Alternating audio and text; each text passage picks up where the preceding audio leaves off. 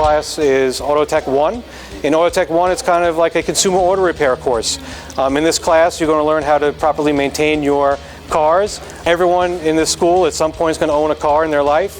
Everyone that works here owns a car, and this is a class where everyone can benefit from, where you learn the basic maintenance for your car, learn how to do oil changes, tire pressures, tire changes. We discuss the safety when you're changing a tire, maybe on the side of the road if you run into an emergency situation. We also discuss how to purchase a car, because most kids in school are eventually going to have to go purchase a car. So one of the things we cover is the proper paperwork you have to fill out with DMV. We talk about the insurance documents. We discuss everything that you need to know about purchasing a car, owning a car, and maintaining a car.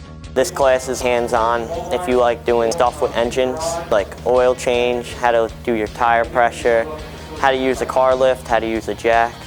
A lot of simple stuff that helps you save money by doing that yourself instead of having people do it for you. And overall, this is a good, easy, fun class. I took this class because I want to know how to do basic repairs on my own car. The class is really fun, so it's very useful information.